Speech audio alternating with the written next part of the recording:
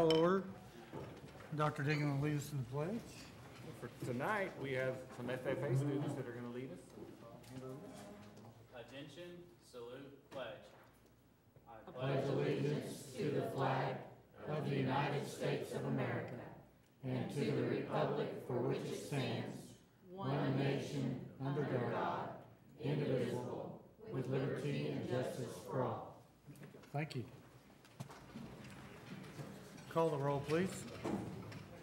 Ms. Clodfelter? Here. Ms. Nyworth? Here. Ms. Edwards? Dr. Bridges? Mr. Jester? Here. Colonel King? Here. Item 4, special guests and special recognition. Yes, tonight we are, as you can see, we have FFA students, but we have some of our ag ed teachers and some FFA students, and I'm going to hand the podium off to you all. Be sure to introduce yourself and which school you're from, of course. We're going to, once again, want to appreciate the opportunity to be here on behalf of the FFA chapter. We have 4 students here, or 5 students actually. We would have had more, but we had a lot of events this week, so they could only take off at certain times. So each one of them have about a 30-minute presentation. Just kidding. Did you bring us any watermelon? We did not. We did not. Time they've been asked. Yeah, we've been asked a few times, but we've had a busy week, so we were only able to bring 5 of our students. Just a little bit, some of you are familiar with the FFA program, some of you aren't. We're going to go over just a slight background, let the students kind of introduce themselves, highlight a few things. But a lot of people, when they think of FFA, they automatically think of cows and plows, which that is our backbone, but there's a lot more to it. We don't want to lose our heritage of the livestock and the production agriculture, but these students behind us, as well as the others in our classroom, are responsible for a lot more. Last year we were here with a state-winning food science team and a state-winning agri-science pair that since then competed. And the food science team we had last year, they were a silver emblem in the nation, and the agri-science kids were a gold emblem in the nation, so they had a good run. And they were 5th place overall in the nation. And since that time, just a few things that we've done since then. We've had another state-winning team in food science. We had 2nd place in ag communications. Even since school started, we had a tractor driving champion that'll go to Tulsa State Fair. We've had livestock judging teams have been in the top 10 in the state. We had a state-winning reporter that was at state convention, state runner-up and secretary. But we have quiz bowls. This group of students provided Thanksgiving meals for over 75 students last year, or 75 families. We're working towards that again. And students went to Washington, D.C. this past summer on scholarships. So kind of what I'm getting at, we have an outstanding group of students, that come from great homes, and then, we're able to kind of mold them into different directions, and we're very proud of our program. We appreciate the continued support from Lawton Public Schools. We're excited about even what we can do with the, the impact that the bond's going to have on our program, because our facilities haven't had much work since I was in high school. So we're hoping to make some updates, and even with what we have, we're able to really excel and do a lot with the quality group of kids, and we thank you for your continued support. Ms. Herbert, she's going to have just a few more things, and then we'll get the most important ones up here to introduce themselves. So, thank you. Well, good evening. I'm Lindsay Herbert. I teach at Eisenhower High, and Mr. Dempsey teaches at MacArthur. Our 2 teaching partners that teach at Lawton High had former obligations. Miss Miller is actually coaching a opening ceremonies team tonight, and so they couldn't be with us, but we are sure excited about the future. We graduate a really great group of seniors this year coming up, but we also have some really great ones to fill their shoes. Ms. Cortez asked us to kind of just tell about kind of what's happening in FFA and where it's going, and I'm not sure if you're familiar with the website, and I won't tell you it's robust or real pretty right at this point, but Ms. Cortez and I have been working to try to get an agricultural education link on the website. There's some pictures up there. There's a little bit of information, but it's not super fancy yet, but we're sure trying to get that up and going and working towards some more agricultural literacy opportunities for our community as well as our students. We were fortunate to receive a $15,000 lottery grant this this year. We received our computers yesterday. It was like Christmas. We received computers yesterday and cameras to work in bridging the gap in ag literacy and what we believe our students know versus what they really know. And you'll be surprised at how many students will tell you brown cows produce chocolate milk. And so it is quite a feat for us to try to make sure that students are aware that fairies make orange juice and all of those things. And so we really are working on that ag literacy piece, and that's where our website is going to come in to play there. We're also looking at a new fabrication of a new sign that's going to go at the corner of Sheridan Road and Lee. We're working to get that sign donated and refurbished and just try to bring some life back to the farm, because even our students say, Mrs. H, we keep stuff there, but I don't think anybody else realizes that there's almost 100 head of livestock that are kept at 19th and Lee.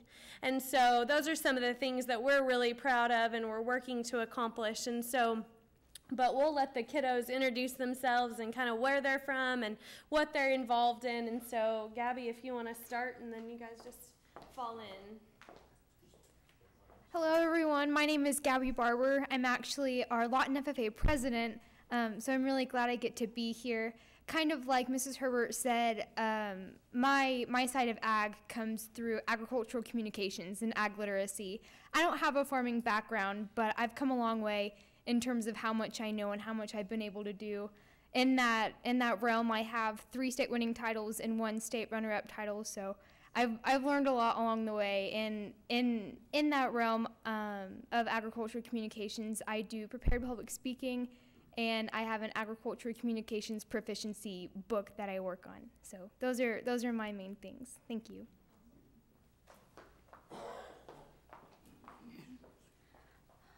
I'm Elizabeth Kopsky. I'm a junior at MacArthur High School. I participate in the food science and technology team, and I show pigs.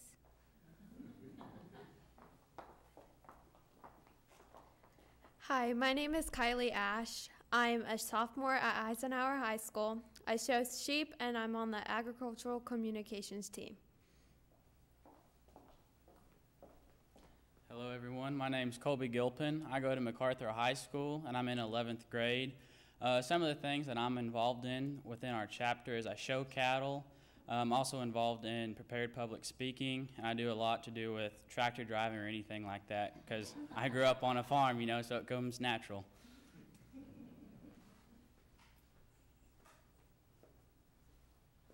Hi, my name's Riley Weaver.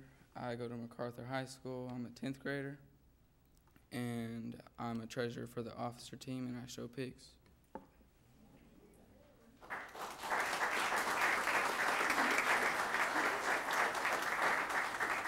And one thing that I did fail to mention, Colby and Elizabeth, you guys will step forward. These two, along with their 2 teammates, will be representing Lawton, then of course the state of Oklahoma, as the state-winning food science and technology team again. We've had that a few years in a row. So we will be participating in Indianapolis, I guess in about 30 days, I believe. So I wanted to recognize those 2 as we hopefully go back there and get a gold emblem team. But once again, thank you for allowing us to come out here this afternoon.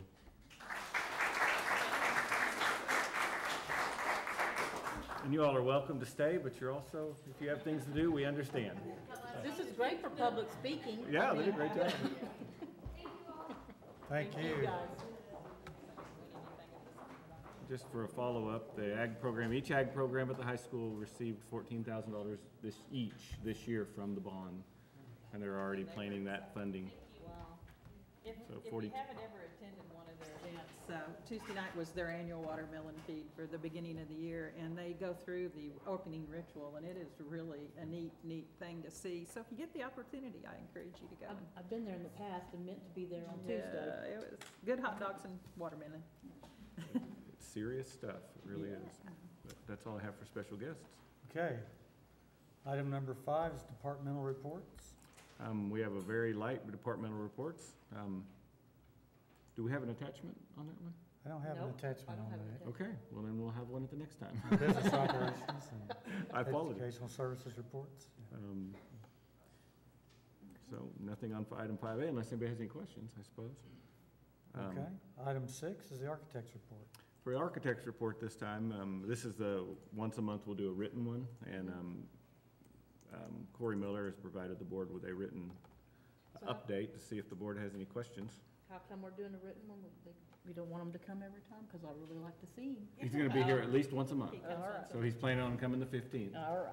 And so, but when, on the off, on the other one, once a month, he'll send a written one. I did have a question on one of these, but I don't remember which one. Again. They're moving quickly, and as a matter of fact, it's actually in our agenda for today, the approval of the roof on That's probably Adams. where I was, on Adams. Really turned that around quickly. I could give Ms. Relf and Ms. Duffy and Ms. Bentley kudos for getting that in the agenda as quickly as they did, so. Okay, we'll wait till we get down there. Okay. Item number 7, report of the superintendent. All right, get back to the spot. Okay, now the report of the superintendent. Let me get there, I apologize. I got lost in the architect's report. Under item 7A, we have consideration and action regarding salary increase for support personnel as mandated in HB 1026XX, that's legislation, and proposed revisions to the deaf interpreter journeyman and support salary schedules. If everybody remembers, back on June 28th, we approved a temporary measure that would have, if we couldn't come up with a better solution, had paid the staff into equal increments. We never intended that to be permanent, and both our HR department, our payroll department, and our finance department have been working since. About 3 or 4 weeks ago, we got clarification from the State Department of Education, helping us identify exactly who was supposed to get the raise. This represents what that is, and to give more details, Paula Deal's not here tonight, but we're going to have Gene Hastings come explain how they put this together, and then we'll have Elizabeth Brown-Hill come explain the financial impact of the district. Good evening. I'm Gene Hastings, Director of Human Resources, and as Dr. Deegan has spoken, that under House Bill 1026XX, support employees were supposed to get a minimum of $12.50 increase for those that are full-time benefited, and there was quite a bit of question as to what that means. So we've surveyed other districts in the state, and our recommendation mirrors what many of those other districts have done that are our size, in giving a straight across the board raise to all employees paid off the support salary scales, annual support salaried personnel, and addressing our part-time contracted support workers likewise. Payroll and Human Resources have independently looked at the impact of building the increase into the actual salary structure. Human Resources utilized data from the HRS system reflecting the current employees, and payroll worked off the encumbered salaries. Our figures were within 0.6% in the figures. Those employees impacted would include the full-time benefited support employees paid off the journeyman, deaf interpreter, and support salary scales, the part-time contracted employees, in other words, the sweepers, the crossing guards, part-time cooks, and non-certified federal program employees, and also annual salaried support employees, which would include, but not be limited to, the crisis interventionists, athletic trainers, and campus police officers. We realize our support employees provide services that keep our district running both smoothly and efficiently. It is our recommendation these employees receive an increase of $1.21 per hour.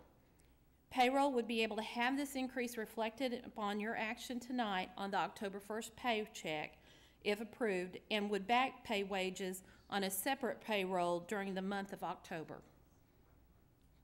Do you have any questions?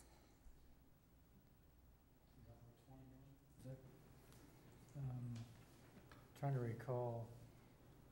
Using the base of 172-day employee, 6-hour employee, that would be, that's the minimum line. Okay. Any other questions? Very good. Thank Entertain you. a motion? Oh, we have, We have more? Yes. He's gonna come tell us how much it's gonna cost. Oh, Oh, okay, because I was guess we just need to wondering. know that too. Hi, I'm Elizabeth Brown-Hill, the Executive Director of Finance, and I'm sure you're wondering how much this is going to cost us. So to keep it in line with that $1.21 an hour, straight across the board, it's going to cost the district about 1.3 million to fully fund it, which it's equals to about 2.5 million. The state is going to reimburse us 1.1, I believe. So we did have a carryover of 1.5% last year, so that carryover from the 2016-17 year will fund it. So we won't have to try and figure out where that money is going to come from. And next year, In the budget. Why the 26, 27, why 2 years ago? well, in 2016-17, the carryover was 16 million, and then in 17-18, it was 18 million. Okay. So it was a 1.5% increase. Okay, so the carryover's coming from the 2017 or 2016? The 17-18. Okay, that's what I thought. Okay. It's the average. Yeah. I just gave you that in comparison to see that we did have a 1.5 increase. Okay. And it could go up this year. You never know with the state. Keep trying. Keep trying. Right. Let's be positive, right? Right. It's gonna go up. Keep that positive Can't go attitude. down again, right? Are there any questions on? Needs to happen. It needs to happen. Yep, To keep needs to it fair across the board, this is the best solution. And y'all feel like it is the best solution? Everybody agrees it's the best solution? Okay. Right, because you could have some employees that would receive 90 cents an hour, and then someone working less would receive $1.21. Okay. Everybody So this will be just straight across, okay. Mhm. Okay, I got it. I'll move for approval. I'll second. Call the roll, please. Ms. Clodfelter? Yes. Ms. Nywer? Yes. Mr. Jester? Yes. All right. Thank you all very much. Under item 7B, one of the board's big rocks that I've identified, I think last time, what did we discuss last time? Public, Oh, we just shared the rock. Yeah, we just presented all of them. We haven't, so this will be our first board meeting, I apologize, where we actually focus. We have 4 big rocks. We're gonna focus on one each board meeting through December, and then we're gonna start again next semester to look at some of the results. But the first one we're gonna focus on is safety and security. And we're gonna have actually 3 presenters. We're gonna have, so I'll go ahead and set this up and go ahead and let them start. But first, we'll have Police Chief David Hornbeck explain how the police department is addressing this, and then we'll have our safety committee represented by Ms. Brenda Breeze, who's a principal. And then final, 7C will also be connected to this, part of our safety and security. How has our workers' compensation been? And Mr. Neal will come share the numbers. Before they do, before Chief presents, I want to point out this screen, and I'm going to have, with your permission, AJ can explain what the screen is. He suggested we pull it in for this presentation, so it's kind of a little example. Well, it's not my new toy. Well, this one is for a little bit. It's in my office. But this is an interactive flat panel, and this is to replace the projectors and smart boards in classrooms. And you're voting on, I think, about 66 of them tonight, so I thought it'd be good if you got to see one in person. Thank you, AJ. You're very welcome. And he's just going to go through his PowerPoint, but after the meeting, if you want to get up and play with it, and the company says punch it, kick it, whatever, be my guest. All right. Thank you. All right, pass it off to Chief Hornbeck. Chief can show us. Oh, my goodness.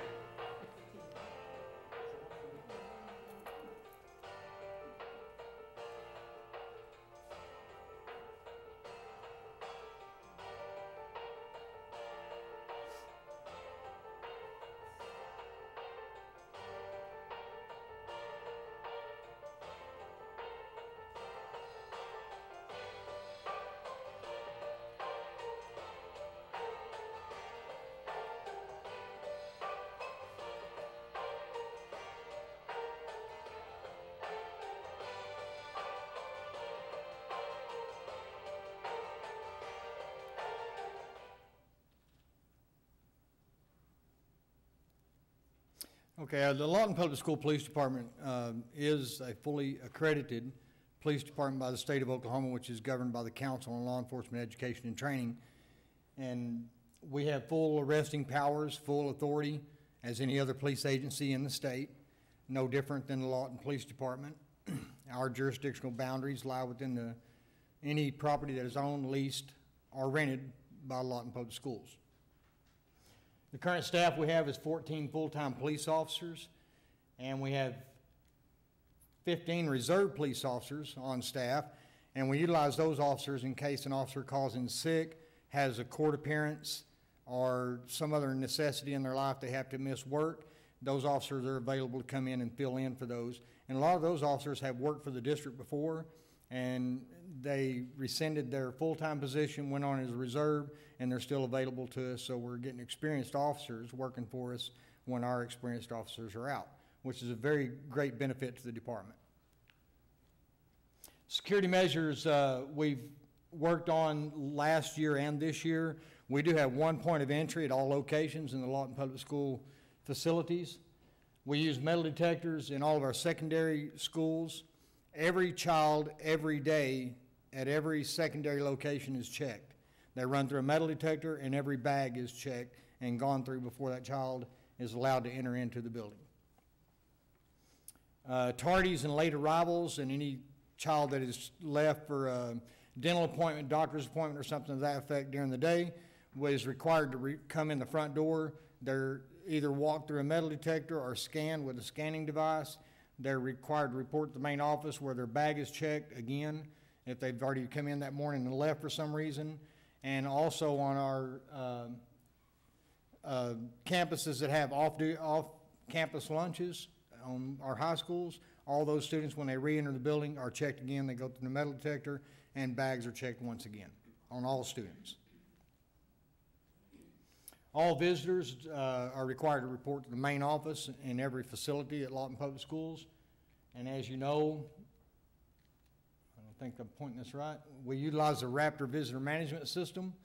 And that Raptor system, there's capabilities there that a lot of people are not aware of.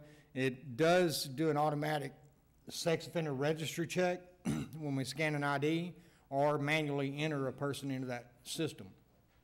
And that sends out, if the person is a certified match, then that sends out a text message to myself, my field supervisor, and the police officer that is assigned to that building, and the admin team, letting them know that a sex offender is checked into the main office. And we regulate that person from there. We don't try to embarrass them or make their visit to Lawton Public Schools uncomfortable by any means, but we let them know their boundaries and where they're allowed to go and where they're not. We also, the Raptor system helps us to keep track of visitors in our building. We have the Infinite Campus. If we have a tornado or fire at any structure that we have kids in and staff, we can go to Infinite Campus and we know what kids are in the building at any given time. We have a way of, with our new ASOP system, we know what staff members are in the building at any given time. And with the Raptor system now, we can track visitors, and if we have to have an accountability on a tornado or a fire, we have that capability now where 2 years ago we didn't have that. The Raptor system also has an emergency button, which is a silent alarm. If there's a situation in the office, we never want the staff member, the secretary, to be confrontational with anybody. If there's a situation going on, they can simply push a button. If they don't cancel it in 5 seconds, it sends a text message to myself, my field supervisor, the building principal, and officer assigned to that building, let them know that that secretary has an emergency in the office, and we respond immediately. Other security measures, all staff and the students are required to wear IDs while they're on LPS property, and that's for identification purposes. As a police officer who's worked in the district and worked in various locations, sometimes I might be assigned to Lawton High, but I get moved to Eisenhower Middle School or another school in the district. I don't know all the staff members, and it's a difficult challenge to keep up with who belongs in the building and who doesn't. So with the requirement of the ID badges, if any officer's in the building, he automatically knows who belongs and who don't belong. And with the Raptor Visitor Management System, the badges we print out also allows that officer to easily recognize someone who's allowed in that building. The officers perform perimeter checks on the interior and exterior of the buildings periodically throughout the day, random checks. And what we're checking for is doors that are locked, doors that are jammed open for some reason. That's their job, is to look for those doors and make sure all the doors are secure in that facility, and an interior perimeter check is mainly to be seen by students and staff to let them know that we are there for them. Their job also in the morning when they report to the building, the first thing they can do is go to the main office, they get with the secretary, they get a list of substitutes who's in the building for that day. And when they're doing their interior perimeter check, they want to pay special attention to those rooms that have substitutes. We found in the past that when we have substitutes, we have a tendency to have more problems in those classrooms. Kids kind of act up more when they don't have their regular teacher there. So we're aware of that, and to help remedy some of the issues, we pay closer attention to those classrooms. And thanks to the board and some foresight from others, we've decided to go with the clear and mesh backpacks next year for the school year. And what that's going to do, since we don't have metal detectors in our elementary schools, it will allow us to keep track of what's in the backpacks in the elementaries, and also streamline our check-in process in the high schools and help that to go faster. We do provide security at all district events, and we do provide security at homecoming, prom, graduations, and any time a school has a situation where they feel like they need an officer, maybe for an open house or something like that, we do provide security when needed.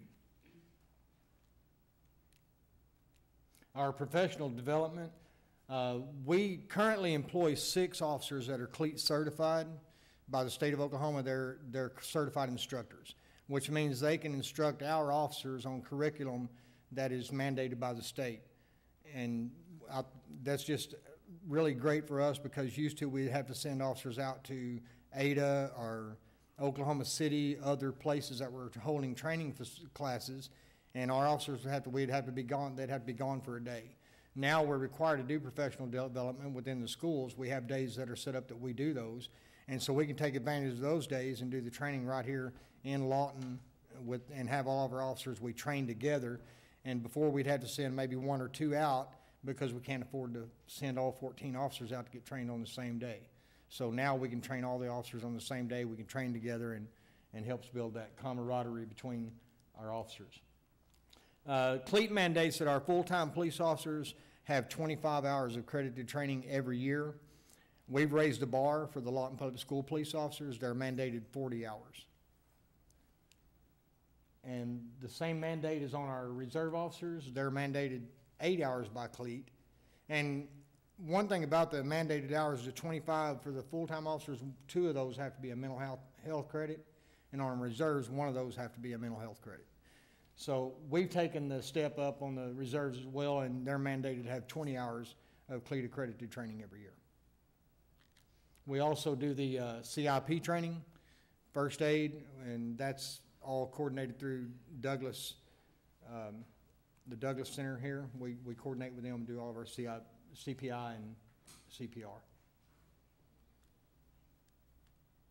We also have mandated that each and every officer that works for the Lawton Public School, back in 2013, I went to Tulsa, Oklahoma. I took a class called Alert, and it was a train the trainer course.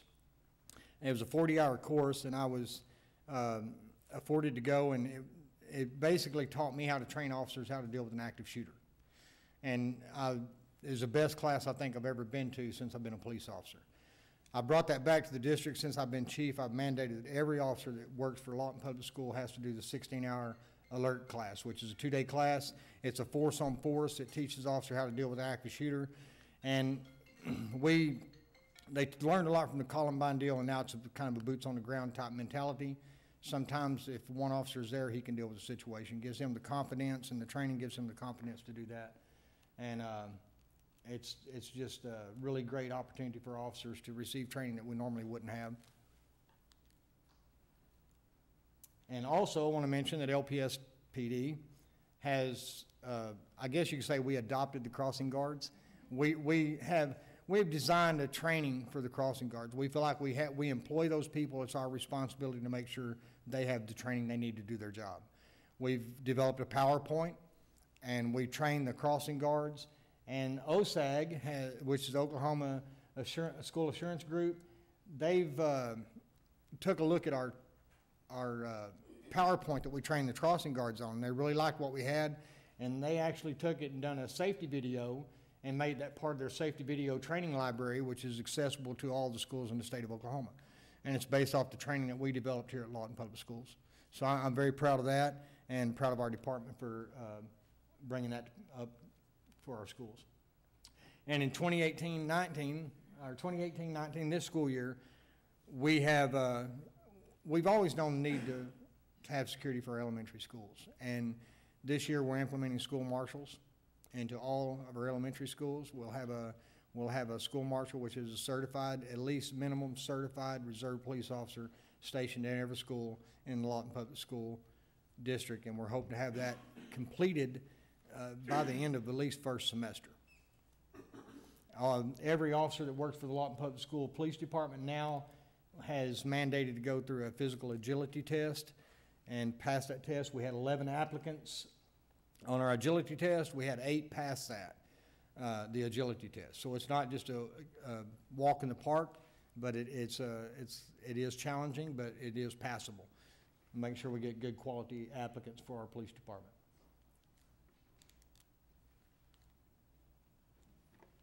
Yeah. One thing I'm really proud of is we've adopted Coco Chanel as our canine. And we picked her up in Tulsa, and I told the officer, I said, you ought to name her Okie from Muskogee. And we picked her up in Muskogee. And I said, you ought to name her Okie. And he said, well, she's already got a name. I said, what's her name? And I think he was embarrassed to tell me. He said, her name is Coco Chanel. I said, okay. So this is Coco Chanel. We're getting 4 new patrol units tomorrow. One of those units will be equipped with a canine cage so we can transport Coco without her being injured. There's been a lot of questions to me, where's she at? We got her, where's she at? Well, we have to transport her safely. So after tomorrow, we'll be able to start transporting Coco around the district, and everybody will get to meet her for the first time. Yes, ma'am, and hopefully we can have her here at the next board meeting for a brief time. So everybody will get to meet Coco. Anybody have any questions regarding the Lawton Public School Police Department? Chief, that was a great presentation, and I think you're doing a great job. It looks like we're doing really well with our safety. Thank you. It's my honor. Yeah, thank you so much for what you do, because it's awesome.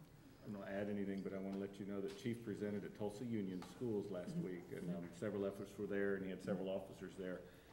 Knocked it out of the park. Wow, I mean, knocked it out of the park. That was a great presentation. It was awesome. All right, and now we have Miss Brenda Breeze, the principal of Sullivan Village Elementary School. Someone forgot to tell me something. Where's your clicker? But she sits on the safety committee, and she's going to kind of give we've really realized that Barbara Ellis really thought we really need to have somebody that sits on the safety committee kind of give you an idea of what they do and what they cover, and so Miss Breeze will be doing that. Okay. Good evening, Dr. Deegan and the Lawton Board of Education. I'm Brenda Breeze, and I'm principal at Sullivan Village. I've had the honor to serve on the District Safety Committee as a representative for the elementary principals. I'd like to take a couple of minutes to just explain the structure of the committee. We start meeting the first Wednesday of every month, starting in September, running through May. The committee consists of all major departments for support and certified personnel, as well as the district leadership. The committee consists of 19 members, plus 1 consultant, who is Todd Smoot from the Healthcare Safety Solution.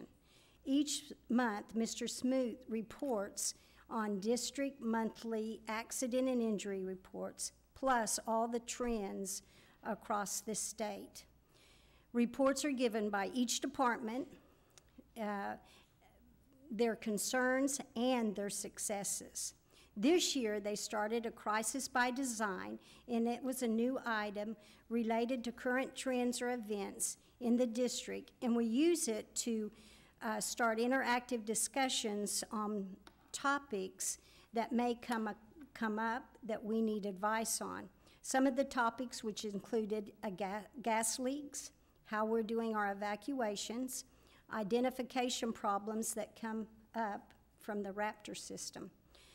We have celebrated many successes: the identification of need for a district-wide crisis plan, conversations to prepare for bad weather. The big one is concentration on slips, trips, and falls. Hazards in the classroom, parking lot hazards, suicide prevention awareness training, how we report child abuse, increased safety training needs for all worker groups, purchasing safety equipment for groups, the need for increased security personnel, and also door security for all sites. Monthly safety observance by the National Health Information Center is used to bring attention to topics such as walking school bus, child nutrition, physical activity, personal health and awareness, vaccination, prom safety tips, and many others. This year, we are concentrating on 2 areas. One is the special education safety. We talked about purchasing light covers, bite guards, and door sensors. The other is transportation safety, making sure all buses are equipped with the audio-visual technology that is greatly needed. I'd like to thank you for letting me share this information, and if you have any questions, I'll be happy to answer them. When you find a need that you have decided is something that we need to have the district, who brings that to the board?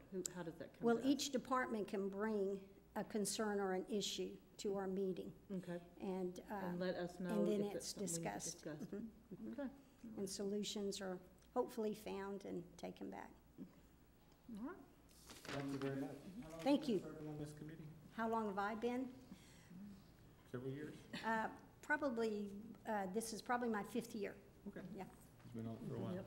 Thank you, Ms. Breeze. Thank you, Ms. Breeze. All right.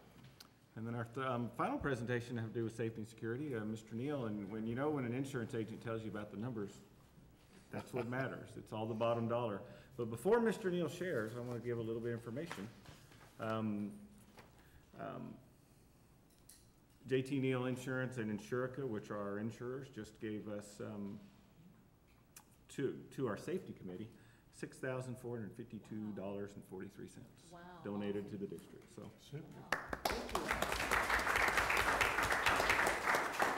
Mr. Neal will help us understand our workers' compensation. Well, with backstopping Chief Hornbeck and your safety committee makes workman's comp a lot easier. We do purchase it from from OSAG, the School Assurance Group. They write over $100 million worth of workman's comp on schools alone. They provide us with adjusters or claims analysts that only hear of school workman's comp losses. So they don't also do car wrecks and all that. They can really hone in and understand the pains the people are going through. So that makes everything so easy. And the chief mentioned that they came down and videoed your crossing guard. I was a captain of B.C. Swinney's safety patrol back in maybe '59. But we also, a few years ago, OSAG came down and videotaped our bus safety because we've done such a good job. And actually, I know we never feel like Lawton is a star, but Lawton, I guess we should feel like that, shouldn't we? But Lawton is a star in the workman's comp world because you all have done, the safety committee and the board have allowed everybody to follow through to such an extent. It's just wonderful. But over the last 5 years, we've had 523 workman's comp claims. And to date, we've spent about $3 million paying those claims and moving the people along through their injuries. The good news is that we're trending down.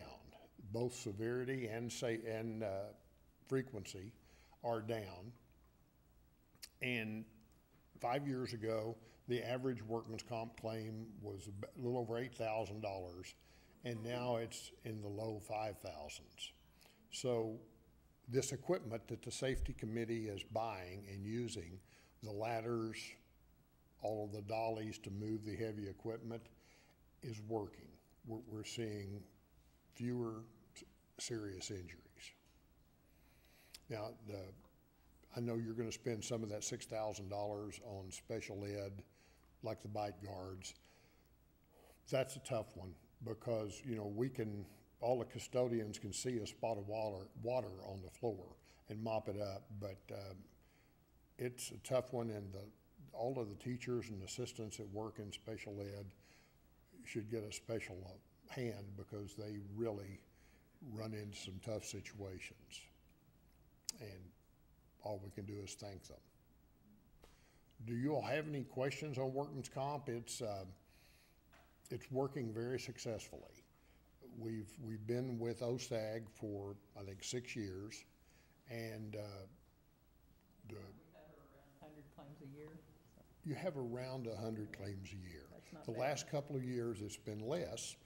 5 years ago, we were having 130, 135 a year. And now they're down into the 80s and 90s.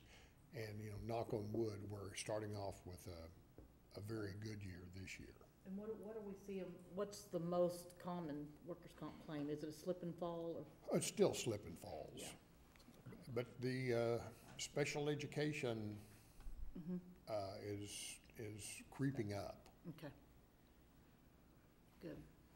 But it's working, and thanks again to the safety committee for their distribution of their newsletter and all the things. Todd Smoot is a wonderful safety consultant. He's been with us 4 or 5 years. He knows each of the schools in Lawton by memory, and he feels very comfortable going and inspecting, and he's really helped us control our cost. So, have we met him?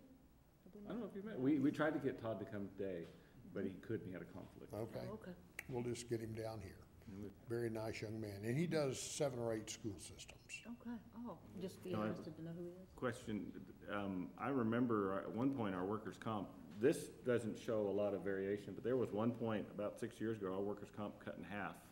Right, we had a $400,000 decrease. Yeah. Wow. Tremendous, so. And so the trend that we have started, looks like we're doing, has just continuously shown a decrease. It is. Now, you've done a lot of good. However, we also changed from a judicial system in workman's comp to an administrative system in February of 2014. So we quit having so much attorney involvement, and we handled them more through the adjusters. And that has created a little bit of a trend downward also. Yeah, I could have clicked on your little Thanks, sir. deal right there and didn't even notice it. Thank you very much, Mr. Neal. Mr. Neal does Thank a you, lot of Mr. things. Neal. I've got a pair of ice cleats for snowy days in my pickup that he gave me, so if I have to go somewhere and there's ice on the ground, I'm supposed to put those on. There you go. So if I do fall, the first question will be, were you wearing your ice cleats? Exactly. Well, thank you very much. I Thank you all. appreciate that. You That did a was very good job. Yes, thank you all. Keith? I do appreciate it. All right. If the board doesn't have any questions over item 7B. 7C, that was C? And that was 7C, yes. Then I'll just do a couple quick announcements. One, a couple bits of good news to share. Last Monday, we received an unexpected donation from the employees at Comanche County Memorial Hospital. They came together and for the McKinney-Vento homeless program, and when 35 pairs of brand new shoes were donated for our students. I'm glad to know that because that was put up for a long time and I never could get it verified that was actually something that was going to happen. It happened. I am glad to hear that. It's on Facebook too. So if it's on Facebook, you know it happened. And then Mr. McDermott shared a little bit about our recycling today, and I'm sure it was kind of an eye-opener to all of us, but Miss Barbara Russell from Republic Paperboard just presented us a check of $3,000. Wow. That's for the green dumpsters out back that all our paper goes in, and we're gonna try to see if we can beat that next year as we make people more aware of that. And then finally, I did put in front of all the board members just a letter, and I'm gonna highlight a couple statements out of this. First of all, it's the prettiest handwriting you'll ever see in your life. But this is from a lady in our community named Rosemary Bourgeon, and I think she helps with the election board. But she put some statements. She was at at the election, at our recent elections, and she mentioned she arrived unannounced. And but nevertheless, our custodial staff were exceedingly helpful. Their speed and skill in setting up was especially impressive, giving the voting booths, etc., and the disruptive in her changing positions of tables and chairs. The building was clean, comfortable, and well lit, and I hope they will still be there in November to make life easy for the next inspector, and I think it's the election. And then she went on with 3 exclamation points, and the teachers. I want this, Ms. Bourgeon didn't not go to school here. She went to school in California. Are there no crabby, snippy ones like Miss Richards in my 2nd grade class? They all smile. No one looks tired. The children were absolutely lovely. No spilled lunch trays, and none were shushed when they asked who we were, what we were doing, and did they have to vote? And she mentions that this was a stark contrast from what she's seen at other districts. She has been at other districts, and she is very proud of how the students and staff handled it at Pioneer Park.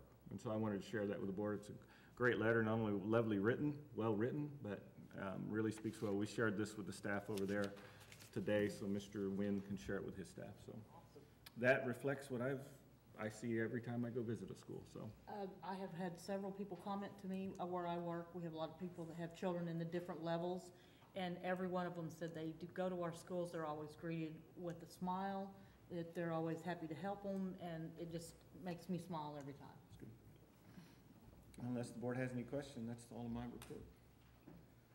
Okay, item number 8 is the consent agenda. We need to have something. I have 8G1 to remove. 8G1. Separate consideration, please. And then I make a motion to approve the balance of the consent agenda. Second. Call the roll, please. Ms. Clodfelter? Yes. Ms. Nyworth? Yes. Mr. Jester? Yes. Okay, and then for separate approval of 8G1, I make a motion we approve. Okay, you want to second it? You have a second. I'll second it.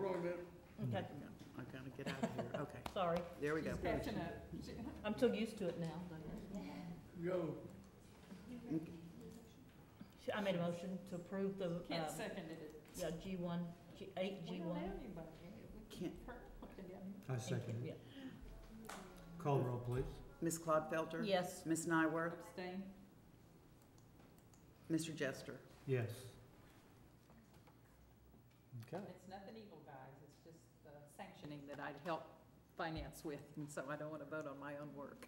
Yes, if people that don't realize, and maybe you ought to tell them one more time what you do, why that we do that every time. We're kind of coming to the end of sanctioning season, but all of our PTAs and booster clubs, parent organizations have to be sanctioned to be in our buildings, and they have to go through certain financial things, and finance is in charge of overseeing all that, and they have to have a review of all their books, and so I have 3 in my car. But they don't make a lot of money. They can't afford a CPA to look at it, so I do them for free, and it just helps. I work very closely with Elizabeth and her staff, and they've been really great to work with this year. I appreciate all your help, and we're about to get through it, I think. Thank you, Patty, for doing that service and No, for that's that fine. explanation for anybody that might not have realized.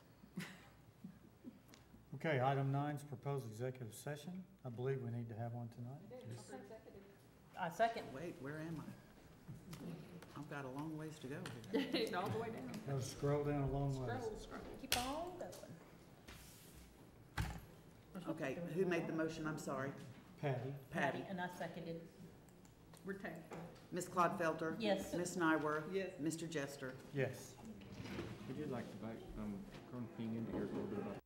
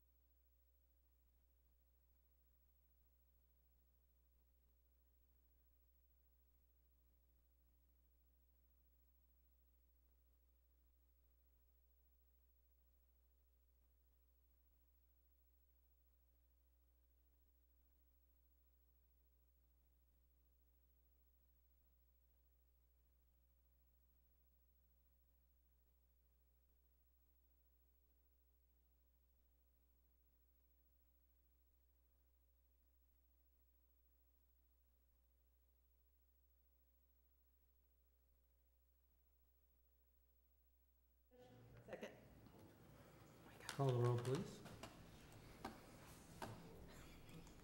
I just went somewhere that I don't know. She went off the, We're still learning the changes. No, for the I new just system. hit something and it went to the font size. I don't want to save anything. Well, I'm here. Are you here? I'm here. Last time I checked. I don't know where I am. Oh, where am I? Yeah. A lot of fun while you've been Motion moving to out? return to open session, okay. Yeah. Who made the motion? I did. And I second. Okay, I'm sorry. Oh, you're fine. Ms. Clodfelter? Here. Ms. Nyworth? Here. Mr. Jester? Yes. Okay. Statement of executive session meeting for September 20th, 2018. The Board of Education went into executive session at 5:50 p.m. Members present included Kent Jester, President, Carla Clodfelter, Vice President, Patty Nyworth, Kelly Bridges was, Kelly Edwards, Kelly Bridges. Others present included Tom Deegan, Superintendent, and David Hornbeck, Chief of Police, entered at 5:55 p.m. and left at 6:45 p.m. Items discussed included the employing, promoting, and receiving resignations of individuals certified and support salaried personnel is listed on the certified and support personnel reports. The formative evaluation of Superintendent Deegan, discussion of the board big rocks and departmental goals. During the executive session, the board discussed these items and no other items, and no action was taken. The board returned to open session at 6:55 p.m. This constitutes the minutes of the executive session. I make a motion that we accept the minutes of the executive session. I don't think we have to do that. Well, dadgummit. It's the personnel report. He's just too eager to get out of here. Okay. Item 13, Superintendent's Personnel Report. Under item 13, I have item 13A, which is the approval of certified and support personnel reports. Make a motion we accept. Second. Call the roll, please. Ms. Clodfelter? Yes. Ms. Nyworth? Yes. Mr. Jester? Yes. And under item 13B, consideration and action, if any, regarding the formative evaluation of Superintendent Deegan. There's no need for any action on No need that. for any action. Item 14, new business. Don't have any new business, but we need to clarify something, and Ms. Duffy pointed out, our paper agenda is actually correct on item 8E1, the treasurer's report. The treasurer's report was actually over the month of July, but online it actually said the month of September. So we just want to make sure that's noted in our minutes. She'll have the next two, she's catching us up, and she'll have the other two at the next board meeting, she anticipates. Okay. All right, I make a motion. Can I make a motion? Not time yet. Next regular board meeting date is Monday, October 15th at 5 p.m. We do have a special board meeting that's not listed here, but it's September 27th at 4.